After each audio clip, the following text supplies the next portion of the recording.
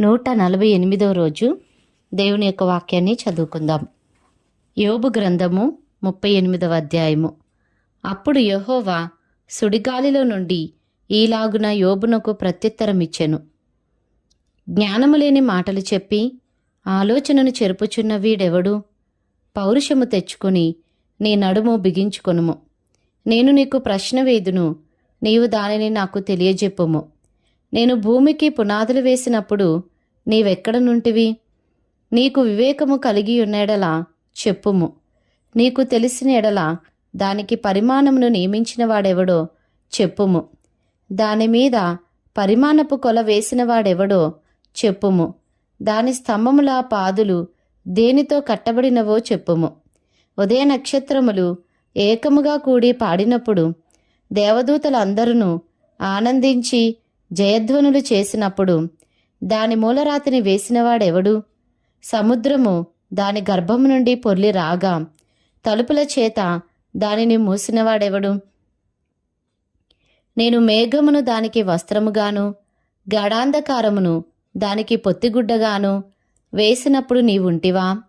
దానికి సరిహద్దు నియమించి దానికి అడ్డగడియలను తలుపులను పెట్టించినప్పుడు నీవు ఇంతవరకే గాని మరి దగ్గరకు రాకూడదనియు, ఇక్కడనే నీ తరంగముల పొంగు అనపబడుననియు నేను చెప్పినప్పుడు నీవుంటివా?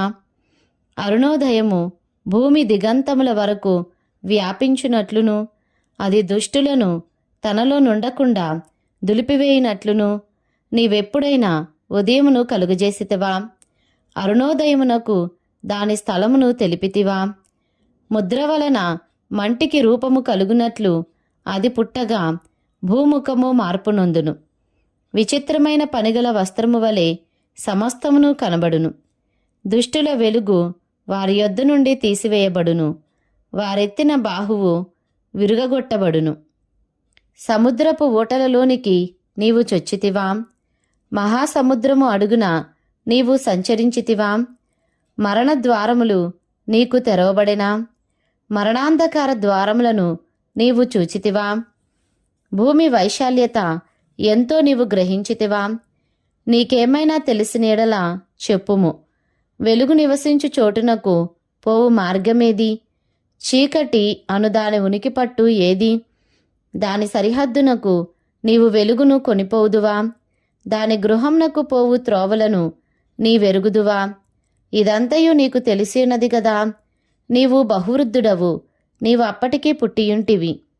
నీవు హిమము యొక్క నిధులలోనికి చొచ్చితివా? ఆపత్కాలము కొరకును యుద్ధము కొరకును యుద్ధ దినము కొరకును నేను దాచియుంచిన వడగండ్ల నిధులను నీవు చూచితివా? వెలుగు విభాగింపబడు చోటికి మార్గమేది? తూర్పు గాలి ఎక్కడి నుండి వచ్చి భూమి మీద నఖముఖములను వ్యాపించును? నిర్మానుష్య ప్రదేశము మీదను జనులు లేని ఎడారిలోను వర్షము కురిపించుటకును పాడైన ఎడారిని తృప్తిపరచుటకును లేతగడ్డి మొలిపించుటకును వరద నీటికి కాలువలను ఉరుములోని మెరుపునకు మార్గమును నిర్ణయించువాడెవడు? వర్షమునకు తండ్రియున్నాడా? మంచు బిందువులను పుట్టించువాడెవడు? మంచుగడ్డ ఎవని గర్భంలో నుండి వచ్చును? ఆకాశం నుండి దిగు మంచును ఎవడు పుట్టించును? జలములు రాతివలె గడ్డకట్టును. అగాధ జలముల ముఖము గట్టిపరచబడును. కృత్తిక నక్షత్రములను నీవు బంధింపగలవా? మృగశీర్షకు కట్లను విప్పగలవా? వాటి వాటి కాలములలో నక్షత్ర రాశులను వచ్చునట్లు చేయగలవా? సప్తర్షి నక్షత్రములను వాటి ఉపనక్షత్రములను నీవు నడిపింపగలవా? ఆకాశమండలపు కట్టడలను నీవెరుగుదువా? దానికి భూమి మీద గల ప్రభుత్వమును నీవు స్థాపింపగలవా? జలరాశులు నిన్ను కప్పునట్లు మేఘములకు నీవు ఆజ్ఞేయగలవా? మెరుపులు బయలువెళ్ళి చిత్తము ఉన్నామని నీతో చెప్పునట్లు నీవు వాటిని బయటికి రప్పింపగలవా? అంతరింద్రియములలో జ్ఞానముంచిన వాడెవడు? హృదయమునకు తెలివినిచ్చిన వాడెవడు? జ్ఞానము చేత మేఘములను వివరింపగలవాడెవడు? ధూళి బురదయై పారునట్లును మంటిపెడ్డలు ఒకదానికొకటి అంటుకొనున్నట్లును ఆకాశపు కలసములలోని వర్షమును కుమ్మరించువాడెవడు? ఆడు సింహము నిమిత్తము నీవు ఎరను వేటాడెదవా? సింహపు పిల్లలు తమ తమ గుహలలో పండుకొనున్నప్పుడు, తమ గుహలలో పొంచియుండునప్పుడు నీవు వాటి ఆకలి తీర్చెదవా? తిండి లేక తిరుగులాడుచు కాకి పిల్లలు దేవునికి మొరపెట్టునప్పుడు కాకికి ఆహారము సిద్ధపరచువాడెవడు? యోబు గ్రంథము 39వ అధ్యాయము. అడవిలోని కొండమేకలు ఈను కాలము నీకు తెలియునా? లేళ్ళు పిల్లలు వేయు కాలమును గ్రహింపగలవా? అవి మోయు మాసములను నీవు లెక్క పెట్టగలవా? అవి ఈను కాలము ఎరుగుదువా? అవి వంగి తమ పిల్లలను కనును, తమ పిల్లలను వేయును. వాటి పిల్లలు పుష్టి కలిగి ఎడారిలో పెరుగును. అవి తల్లులను విడిచిపోయి వాటి యొద్దకు తిరిగిరావు. అడవిగాడిదను స్వేచ్ఛగా పోనిచ్చినవాడెవడు? అడవిగాడిద కట్లను విప్పినవాడెవడు? నేను అరణ్యమును దానికి ఇల్లుగాను, ఉప్పు పర్రను దానికి నివాస స్థలముగాను నియమించి తిని. పట్టణపు కోలాహలమును అది తిరస్కరించును, తోలువాని కేకలను అది వినదు. పర్వతముల పంక్తియే దానికి మేతభూమి. ప్రతి విధమైన పచ్చని మొలకను అది వెదకుకొనును. గురుపోతు నీకు లోబడుటకు సమ్మతించినా, అది నీ శాలలో నిలిచినా, పగ్గము వేసి గురుపోతును నాగటి చాలులో కట్టగలవా? అది నీ చేత తోలబడి లోయలను చదరము చేయినా, దాని బలము గొప్పదని దాని నమ్ముదువా? దానికి నీ పని అప్పగించెదవా? అది నీ ధాన్యం ఇంటికి తెచ్చి నీ కళ్ళమందున ధాన్యంను కూర్చునని దాని నమ్ముదువా? నిప్పుకోడి సంతోషము చేత రెక్కల నాడించును. రెక్కలును వెంట్రుకలును దానికున్నందున అది వాత్సల్యము కలదిగానున్నదా? లేదు సుమి, అది నేలను దాని గుడ్లను పెట్టును, ధూళిలో వాటిని కాచును. దేని పాదమైన వాటిని త్రొక్కవచ్చునని అయినను, అడవి జంతువు వాటిని చితకద్రొక్కవచ్చునని అయినను అనుకొనకయేయున్నది. తన పిల్లలు తనవి కానట్టు వాటి ఎడల అది కాఠిన్యము చూపును. దాని కష్టము వ్యర్థమైనను దానికి చింతలేదు. దేవుడు దానిని తెలివిలేని దానిగా చేసెను. ఆయన దానికి వివేచనా శక్తిని అనుగ్రహించి ఉండలేదు. అది లేచునప్పుడు గుర్రమును దాని రౌతును తిరస్కరించును. గుర్రమునకు నీవు బలమునిచ్చితివా? జూలు వెంట్రుకలతో దాని మెడను కప్పితివా? మిడతవలే అది గంతులు వేయినట్లు చేయుదువా? దాని నాసికారంధ్ర ధ్వని భీకరము.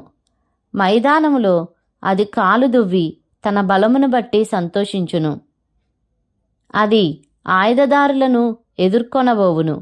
అది భయము పుట్టించు దానిని వెక్కిరించి భీతి నొందకుండును. ఖడ్గమును చూచి వెనుకకు తిరగదు. అంబుల పొదియు తలతలలాడు ఈటెలును బల్లెమును దానిమీద గలగలలాడించబడినప్పుడు ఉద్దండ కోపముతో అది బహుగా పరుగులెత్తును. అది బాకానాదము విని ఓరకుండదు. బాకానాదము వినబడినప్పుడెల్లా అది ఆహా ఆహా అనుకొని దూరము నుండి యుద్ధవాసన తెలుసుకొనును. సేనాధిపతుల ఆర్భాటమును యుద్ధఘోషను వినును. డేగ నీ జ్ఞానము చేతనే ఎగురునా? అది నీ ఆజ్ఞ వలనని తన రెక్కలు దక్షిణ దిక్కునకు చాచునా? పక్షిరాజుని ఆజ్ఞకు లోబడి ఆకాశ వీధికి ఎక్కునా? తన గూడు ఎత్తైన చోటను కట్టుకొనునా? అది రాతికొండ మీద నివసించును. కొండపేటు మీదను ఎవరును ఎక్కజాలని ఎత్తుచోటను గూడు కట్టుకొనును. అక్కడ నుండియే తన ఎరను వెదుకును. దాని కన్నులు దానిని దూరం నుండి కనిపెట్టును. దాని పిల్లలు రక్తము పీల్చును. హతులైన వారు ఎక్కడ నుందురో అక్కడనే అది ఉండును. యోబు గ్రంథము 40వ అధ్యాయము. మరియు యెహోవా యోబునకు ఇలాగు ప్రత్యుత్తరం ఇచ్చెను. ఆక్షేపణలు చేయజూచువాడు సర్వశక్తుడకు దేవునితో వాదింపవచ్చునా? దేవునితో వాదించువాడు ఇప్పుడు ప్రత్యుత్తరమియ్యవలెను. అప్పుడు యోబు యెహోవాకు ఈలాగున ప్రత్యుత్తరమిచ్చెను. చిత్తగించుము, నేను నీచుడను. నేను నీకు ఏమని ప్రత్యుత్తరమిచ్చేదను? నా నోటి మీద నా చేతిని ఉంచుకొందును. ఒక మారు మాటలాడి తిని నేను మరలా నోరెత్తను. 2 సారులు మాటలాడి తిని ఇకను పలుకను. అప్పుడు యెహోవా సుడిగాలిలో నుండి ఈలాగు యోబుతో ప్రత్యుత్తరమిచ్చెను. పౌరుషము తెచ్చుకొని నీ నడుము కట్టుకొనుము. నేను నీకు ప్రశ్న వేసెదను, నీవు ప్రత్యుత్తరమిమ్ము. నీవు న్యాయమును బొత్తిగా కొట్టివేసెదవా? నిర్దోషివని నీవు తీర్పు పొందుటకై నా మీద అపరాధం మోపుదువా? దేవునికి కలిగిన బాహుబలము నీకు కలదా? ఆయన ఉరుముధ్వని వంటి స్వరముతో నీవు గర్జింపగలవా? ఆడంబర మహాత్యములతో నిన్ను నీవు అలంకరించుకొనుము. గౌరవ ప్రభావములను ధరించుకొనుము. నీ ఆగ్రహమును ప్రవాహములుగా కుమ్మరించుము. గర్విష్ఠులైన వారినందరినీ చూచి వారిని కృంగజేయుము. గర్విష్ఠులైన వారిని చూచి వారిని అనగగొట్టుము. దుష్టులు ఎక్కడనున్నను వారిని అక్కడనే అనగద్రొక్కుము. కనబడకుండా వారినందరినీ బూడిదలో పాతిపెట్టుము. సమాధిలో వారిని బంధింపుము. అప్పుడు నీ దక్షిణ హస్తమే నిన్ను రక్షింపగలదని నేను నిన్ను గూర్చి ఒప్పుకొనెదను. నేను చేసిన నీటి గుర్రమును నీవు చూచియున్నావు గదా. ఎద్దువలే అది గడ్డి మేయును. దాని శక్తి దాని నడుములో ఉన్నది. దాని బలము దాని కడుపు నరములలో ఉన్నది. దేవదారు చెట్టు కొమ్మ వంగునట్లు అది తన తోకను వంచును. దాని తొడల నరములు దిట్టముగా సంధింపబడి ఉన్నవి. దాని ఎముకలు ఇత్తడి గొట్టముల వలె ఉన్నవి. దాని ప్రక్కటెముకలు ఇనుప కమ్ముల వలె ఉన్నవి. అది దేవుడు సృష్టించిన వాటిలో గొప్పది.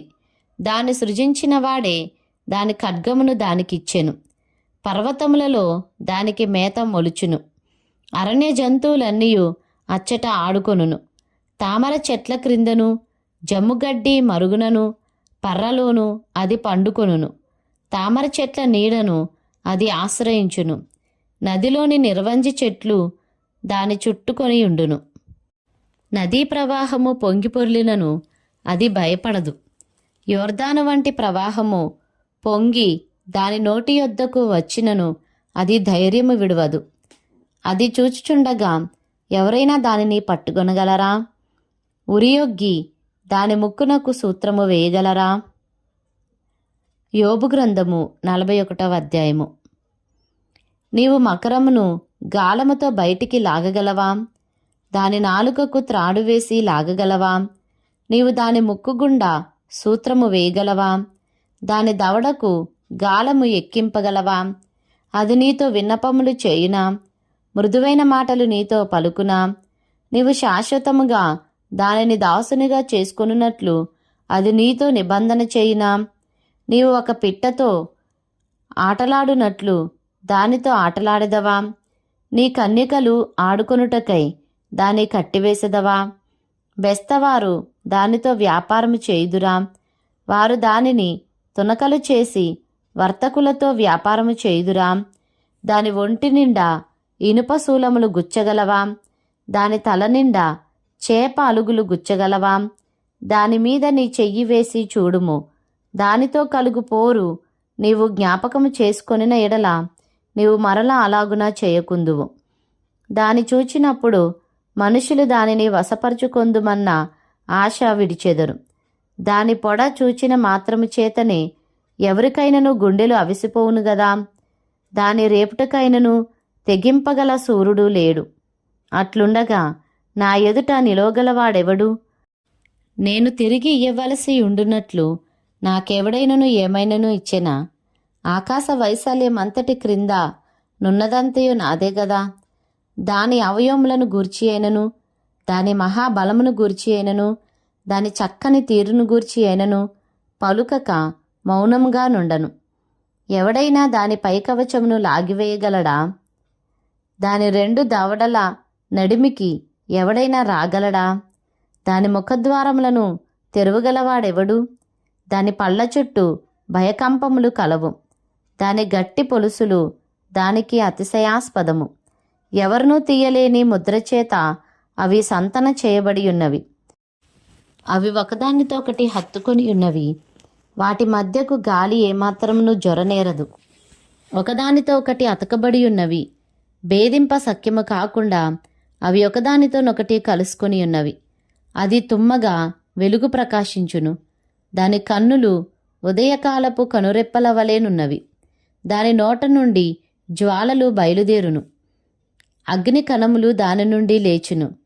ఉడుకుచున్న కాగులో నుండి జమ్ము, మంట మీద కాగుచున్న బాణలో నుండి పొగ లేచున్నట్లు దాని నాసికా రంధ్రములలో నుండి లేచును. దాని ఊపిరి నిప్పులను రాజబెట్టును. దాని నోట నుండి జ్వాలలు బయలుదేరును. దాని మెడ బలమునకు స్థానము. భయము దాని ఎదుట తాండవమాడుచుండును. దాని ప్రక్కల మీద మాంసము దళముగా ఉన్నది. అది దాని ఒంటిని గట్టిగా అంటియున్నది. అది ఊడి రాదు. దాని గుండె రాతివలే గట్టిగానున్నది. అది తిరుగటి క్రింది దిమ్మంత కఠినము.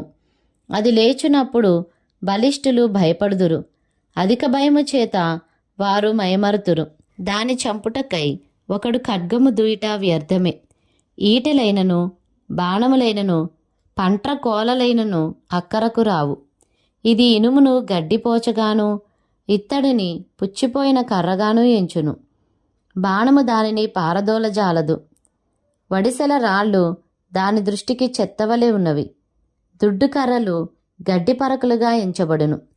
అది వడిగా పోవుచుండు ఈటెను చూచి నవ్వును. దాని క్రింది భాగములు కరుకైన చిల్లపెంకుల వలె ఉన్నవి. అది బురద మీద నురిపిడి కొయ్య వంటి తన దేహమును పరుచుకొనును.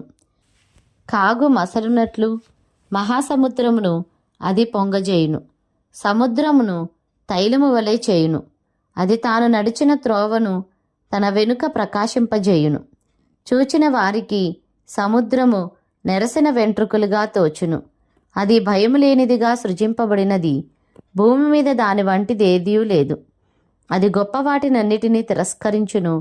గర్వించిన జంతువులన్నిటికీ అది రాజు.